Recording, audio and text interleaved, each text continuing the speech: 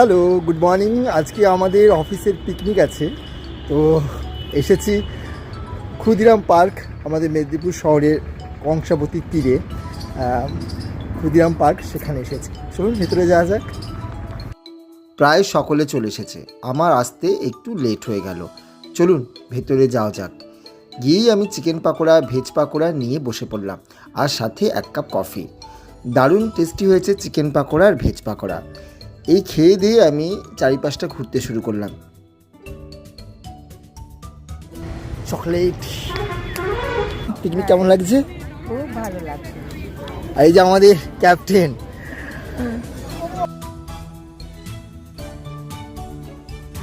আমি নদীতে গিয়েছিলাম, এই যে সামনে কংসাবতী নদী, আর এখন নেমে আসছি।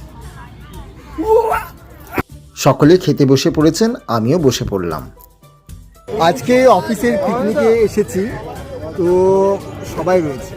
নাবিলদি আছে, মৌসুমিদি আছে, আর হচ্ছে আমাদের দেবশ্রীদি আছে। তো আমরা হ্যাঁ, আর সবাইকে দেখাও, পরে দেখাবো। এখন আমাকে দেখাই, তারপরে স্যালাড দিয়ে শুরু করলাম, তারপরে দিল বেগুন ভাজা। বেগুন ভাজাটা একটু অন্যভাবে খেলাম। কেমন লাগছে আমার খাওয়াটা অবশ্যই আমাকে জানাবেন। তারপরে ভাত, ডাল, ফুলকপি, আলুর তরকারি দিয়ে ভালোভাবে মেখে খাওয়া শুরু করে দিলাম। এরপরে এলো চিকেন।